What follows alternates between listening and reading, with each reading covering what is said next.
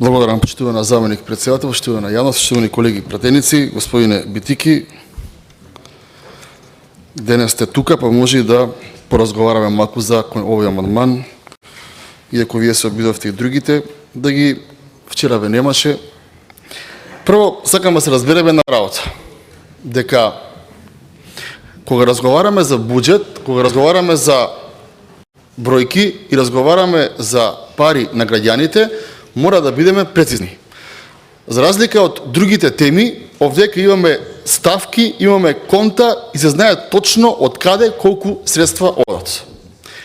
И муабети од типот тој побарал толку, а му дале толку, а требало да земе оволку, мислам дека не доликуваат на пратеник избран во Собранието на Република Македонија. Бидејќи сите граѓани кои што не следат, очекуваат од нас бенефит, информативен бенефит, да знаат што се случува во Република Македонија, да знаат каде и колку се трошат нивните пари, сте даночни обврзници тоа го заслужуваат и муабети рекла, казала, ми кажаа мене од влада, на тој кабинетот, мислам нека не доликуваат и претпоставам дека тоа ќе го рачувам нека ви излета непланирано. Господине Битичи, во поглед на одбележување на рамковниот договор во рамки на владата, тоа постои секоја година.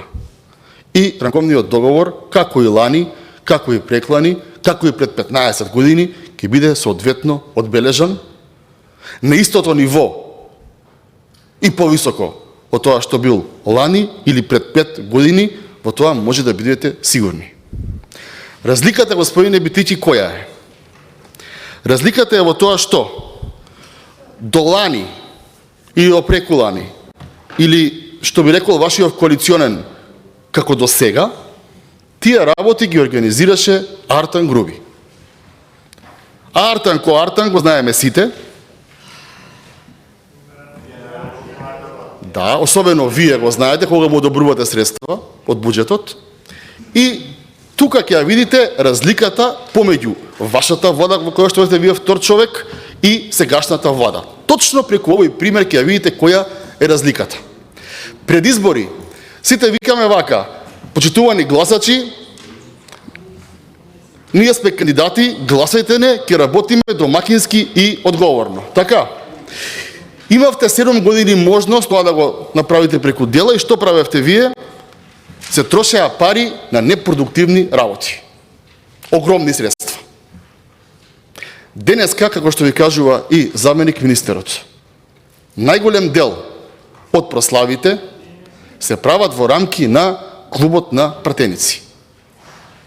И нормално е да тоа што е државно чини повеќе, чини помалку, се извинувам, од тоа што е приватно.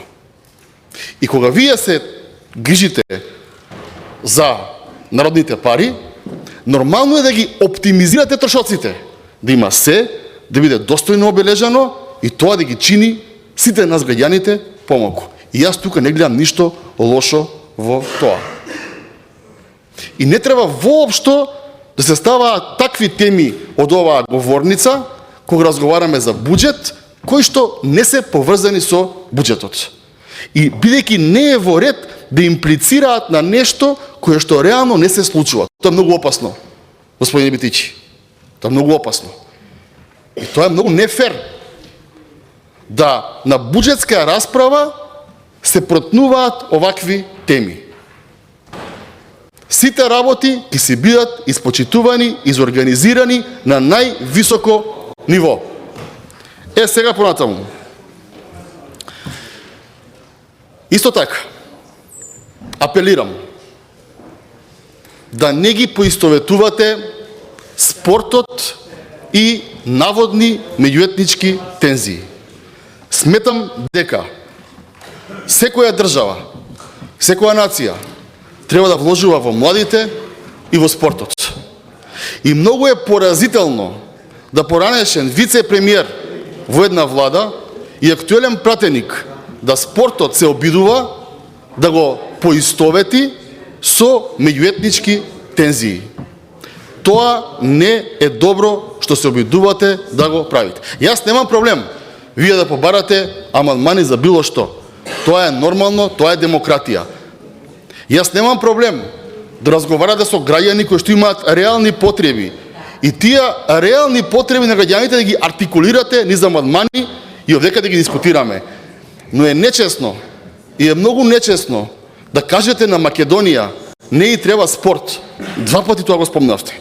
Првиот пат мислев дека можеби сте сакале друго да кажете, некој е преносен значај можеби сте имале, но вториот пат кога веќе го потенцирате, јас видов дека вие тоа го мислите. Подобро да нема спорт во државата. Не. Во државата ќе има и спорт, во државата ќе има и одбележување сите настани кои што одбележуваат Република Македонија и тоа што сме денес.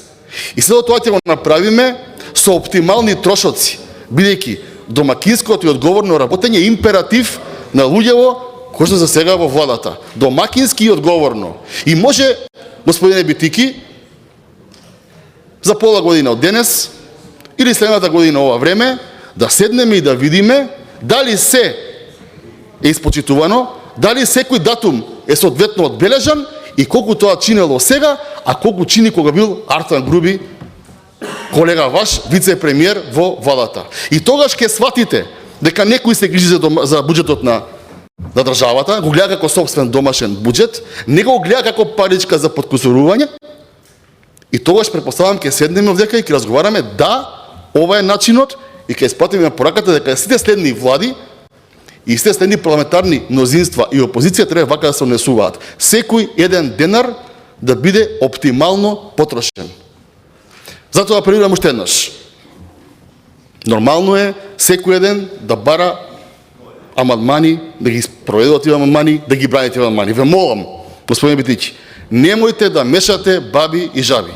Ве молам, немојте на чисто финансиски теми, на теми кои што се податливи, на теми со бројки, со конта, точни, екзактни теми, да се обидувате да правите политика и да се обидувате да правите еднаквост помеѓу работи кои што не може да се нивелираат. Спортот си е спорт, а меѓуетнички односи се меѓуетнички односи. Едното другото не го исклучува. Немојте во оваа позиција во која што сте, како политичка номенклатура, да се обидувате било што да злоупотребите. Тука сме за бројки, за проекти, ќе разговараме. Само да биде честно, достоинствено и витешки, а не вака, како што вие се обидувате и вчера, кога не бевте присутен, и еве уште утрово денес. Благодарам. Благодарам.